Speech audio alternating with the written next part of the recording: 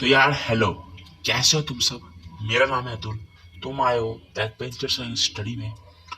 तो आज structure of atom का एपिसोड 1 है। तो पहले तो ये बताओ, तुम्हारे एग्जाम स्टार्ट होने वाले हैं एनुअल के। यार पता नहीं चला ना कब 9th स्टार्ट हुआ कब खत्म हुआ। टाइम बहुत तेज बीतता है। तो एज अ रिवीजन मैं तुमको बताने वाला हूँ स्ट्रक्चर ऑफ एटम। आज इसका सीरीज 1 है। मैं कोशिश करूंगा कि इस चैप्टर को बहुत ही इजी वे में समझा दूं ताकि तुम्हारे लिए आसान हो जाए। तो चलो, पहला बात है स्ट्रक्चर ऑफ एटम कहने का मतलब क्या है। चैप्टर 1, 2, 3 सारे चैप्टर्स में सिर्फ एटम्स और मॉलिक्यूल्स के बारे में बातें हुई हैं, पर एक्चुअली में एटम्स क्या है। एटम्स एक वो पॉइंट है जहाँ पे हम उसको और फर्दर डिवाइड नहीं कर सकते। सबसे smallest unit of particle called atom. तो हमको और हमने एटम जाना था सबसे पहले हम इंडिया के महर्षि कनद ने बताया था। फिर बकुटा कटियामा ने बताया था।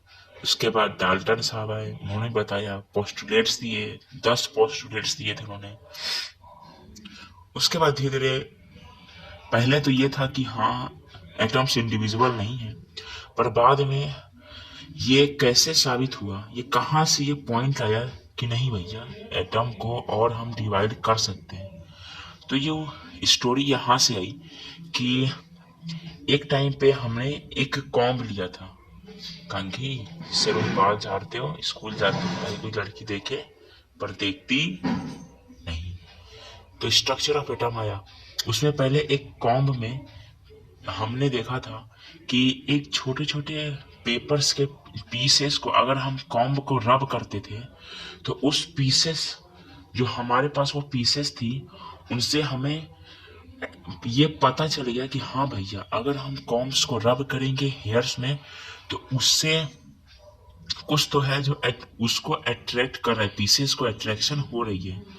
तो मतलब उस पीस के या फिर उस कॉम्ब्स के एटम्स के अंदर कुछ तो है जो अट्रैक्ट कर रहा है। इतना तो पता उस टाइम जब स्ट्रक्चर ऑफ एटम पढ़ा रहे थे तो हमारे पास ये प्लस माइनस का नॉलेज था कि हाँ भैया प्लस माइनस अट्रैक्ट करते हैं और माइनस माइनस रिपल्स करते हैं।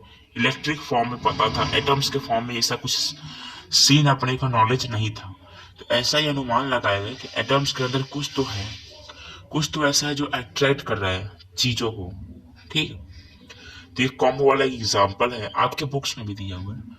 तो इससे यहाँ से स्टोरी बिगेन हुई। और उसके बाद इस फील्ड के पहले साइंटिस्ट आए जे जे थॉमसन। जे जे थॉमसन सर आए थे 1897 में। 1897 1897 में ये आए और इन्होंने बताया कि नहीं भैया इसके अंदर भी कुछ है, एटम के अंदर भी कुछ है। तो इन्होंने किया क्या, इन्होंने एक एक्सपेरिमेंट किया बताने के लिए कि यार चलो पता करते हैं एटम के अंदर भी कुछ है क्या, मतलब कुछ चार्ज पार्टिकल्स हैं क्या। तो यूं तो ये कहा जाता है कि वो एटम्स की डिस्कवरी करने नहीं निकले थे, मतलब चार्जेस की डिस्कवरी करने नहीं निकले थे, पर कुछ और डिस्कवर हो गया। करने कुछ और निकले थे, हो गया चार्ज पार्टिकल्स का डिस्कवरी। तो देखा क्या उन्होंने, उन्होंने एक ट्यूब लिया, ऐसा एक ऐसा ट्यूब लिया, ऐसा ट्यूब लिया। ठीक। इसके एक पॉइंट पे एक एक पॉइंट, 2 पॉइंट लिए। एक का 2 पॉइंट, एक का नाम था कैथोड और सेकंड वाले का नाम था एनोड। कैथोड एंड एनोड, इन दोनों के वायर्स को एक बहुत ही हाई सप्लाई बैटरी से कनेक्ट कर दिया। हाई सप्लाई बैटरी से कनेक्ट कर दिया। ठीक। हाई सप्लाई बैटरी से इस ग्लास ट्यूब के अंदर थी हाई एक गैस थी, ग्रीनिश गैस थी कोई, मतलब कोई ऐसी गैस थी। उसमें ग्रीनिश गैस इसलिए थी क्योंकि इसमें जो लाइन पास होती है ना वो ताकि विजिबल हो, इसलिए वो गैस डाली गई थी, ग्रीनिश गैस। वैसे ही प्रोटॉन में हीलियम गैस डाली गई थी ताकि उसका लाइट जो निकले, वटेवर जो भी निकले, वो विजिबल हो सके। तो कैथोड एनोड वाले में देखो, ग्लास के एक हिस्से पे इस साइड मान लो ये कुछ है, इसके इस किनारे पे एक केमिकल लगाएगा जिसको कहते हैं फ्लोरोसेकेंड स्क्रीन। फ्लोरोसेकेंड स्क्रीन, फ्लोरोसेकेंड स्क्रीन लगाई गई।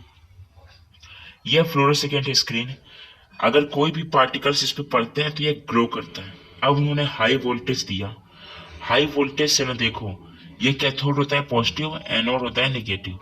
तो कुछ था जो चल के जा रहा था, बिल्कुल स्ट्रेट जा रहा था, स्ट्रेट जा रहा था। और ये वैक्यूम था, मतलब कोई अंदर गैस नहीं थी, ये वैक्यूम में ये लाइट जा रही थी। वैक्यूम को सारे पंप कर लिया गया, सारी अंदर की ट्यूब की सारी हवाओं को निकाल दिया गया था।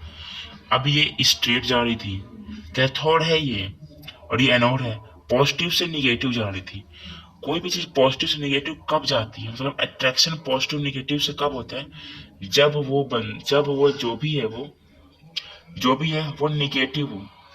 जो अगर कोई चीज निगेटिव है तभी तो निगेटिव से पॉजिटिव की तरफ जाएगी। यहाँ पे एक चीज मिस्टेक हो गया, कैथोड निगेटिव है आपका, एनोड पॉजिटिव है, तभी तो निगेटिव से पॉजिटिव की ओर जाएगी, वरना क्यों जाएगी भैया। अट्रैक्शन हमको पॉजिटिव निगेटिव में देखना है तो क्यों वो प्लस प्लस में जाएगी, अरे निगेटिव माइनस में जाएगी ना। तो ये निगेटिव से प्लस की ओर जाने लगी। तो ये फ्लोरोसेकेंट जो था ये ग्लो लगा रेड कलर का। और ये फ्लोरोसेकेंट स्किन एक्स्ट्रा नॉलेज बता दो, इसको जिंक सल्फाइड का यूज किया गया था फ्लोरोसेकेंट स्क्रीन के मामले में, जिंक सल्फाइड था। तो उसके बाद अब इस कैथोड जब ये लाइट जो विजिबल हुई थी उसको हमने फर्दर नाम दिया था, जे थॉमसन ने नाम दिया था इसको कैथोड रे। इससे जो रे निकली थी इसका नाम दिया था कैथोड रे। बाद में इसका नाम इलेक्ट्रॉन पड़ा। तो इलेक्ट्रॉन्स कुछ प्रॉपर्टीज के बारे में जानते हैं, जैसे चलो कैरेक्टरिस्टिक्स ऑफ इलेक्ट्रॉन जानते हैं। Characteristics of electron, characteristics of electron में बहुत सी चीजें हैं। जैसे पहला कैरेक्टरिस्टिक्स ये है कि हमको मास पता होना चाहिए किसी चीज का। हमको जैसे इलेक्ट्रॉन का मास बहुत ही पता नहीं कैसे निकालना था और बहुत ही हार्ड होता है। जैसे तो तुम मास ऑफ इलेक्ट्रॉन की बात करो तो एक मास ऑफ इलेक्ट्रॉन हमने पढ़ा है 1U यूनिफाइड मास, 1U यूनिफाइड मास जो 1/12 कार्बन 12 एटम से आया था। रिलेटिव मास से हमने एक इसकी वैल्यू निकाली थी 1U की। जैसे अगर हम कार्बन 12 के एटम को 1/12 से डिवाइड करेंगे तो जो वैल्यू आएगी वो 1U के इक्वल होगी। इसकी वैल्यू भी तुम लिख लो 1.6605 इंटू 10⁻24 kg, ठीक 1U की वैल्यू। तो हमने 1U निकाल लिया। लेकिन जो इलेक्ट्रॉन था ये और खतरनाक था। ये 1U का यानी आप यहाँ पे 1 रख लो, 1U रख लो, इसका 1840 से डिवाइड करो तब जाके तुमको एक इलेक्ट्रॉन की मास निकलेगा। बाप रे। और जो कि एक्चुअली इलेक्ट्रॉन का मास क्या है, एक्चुअली इलेक्ट्रॉन का मास है 9.8 इंटू 10⁻24 9.8 इंटू 10⁻28 ग्राम। 9.8 10⁻28 ग्राम है। और इसका जो चार्ज है इसको रिलेटेड 1U लिया जाता है। इसका रिलेशन मतलब ये तो है इसका एक्चुअल मास, पर ये है इसका रिलेटिव मास, रिलेशन वाला रिलेटिव मास। उसके बाद इसका एक चार्ज है, चार्ज ऑफ इलेक्ट्रॉन है 1.67 टू 10⁻19 कूलम। कूलम जो होता है इलेक्ट्रिसिटी की एक SI यूनिट है और 1.6 कूलम है। इसका एक रिलेटिव चार्ज भी है। रिलेटिव चार्ज ऑफ इलेक्ट्रॉन होता है 1, लेकिन निगेटिव का, क्योंकि देखो 1.67 10⁻19 सबसे स्मॉलेस्ट यूनिट ऑफ चार्ज मानी जाती है, इसलिए इसको एक रिलेटिव की तरह इसको 1 लेते हैं, 1 रिलेटिव लेते हैं। ठीक, इसको नेगेटिव में इसलिए लेते हैं क्योंकि हमको पता था कि कैथोड से एनोड जा रही है। मतलब अगर कोई चीज अट्रैक्शन हो रही है और माइनस से हमने पॉजिटिव रखा है, एक चीज माइनस रखा है, तो माइनस नेगेटिव जो चीज जा रही है। एक और चीज करा था उन्होंने, अब की बार एनोड यहाँ की बजाय यहाँ रखा था। एनोड का जो पार्ट जो होता है सब्सटेंस होता है, इसको यहाँ एनोड रखा था, तभी ये कैथोड के पार्टिकल सीधा जाने की बजाय भी इसके तरफ भी अट्रैक्ट होते हैं। यहाँ पे पॉजिटिव साइन रखा था, एक पॉजिटिव चार्ज, यहाँ निगेटिव चार्ज। तो देखो माइनस माइनस तो रिपल्स कर रहे थे, नहीं जा रहे थे, पर पॉजिटिव वाले के पास ये अट्रैक्ट होकर चले जा रहे थे, मतलब ये निगेटिव है ही। ठीक है, तो नेक्स्ट बात आती है प्रोटॉन की।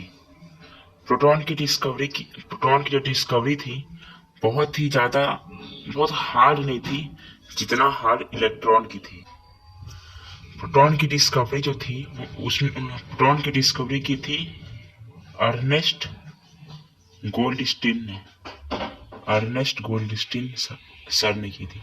अर्नेस्ट गोल्डस्टीन 19 से पहले की थी, बिफोर 90s से पहले डिस्कवरी की थी। ठीक, बिफोर 90s से पहले डिस्कवरी की थी।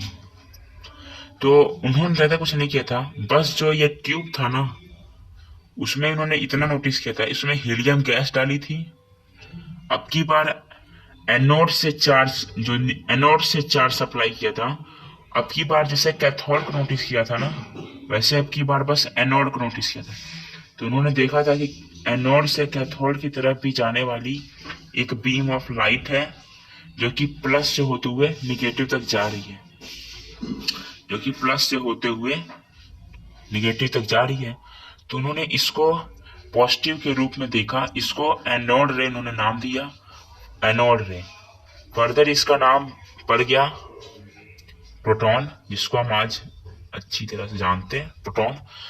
तो यहाँ भी उन्होंने फ्लोरोसेंट स्क्रीन वैसी लगाया था, सब सेटअप वैसी था, गैस बस थी, हीलियम गैस थी, सॉरी हाइड्रोजन गैस थी, और हाई वोल्टेज इसमें भी सप्लाई किया था। यहाँ भी उन्होंने निगेटिव लगा के देखा था, निगेटिव साइन एक यहाँ भी लगा के देखी थी। तो फिर ये बीम ऑफ लाइट वहीं अट्रैक्ट कर रहे थे, बीम ऑफ लाइट की ओर जा रहे थे।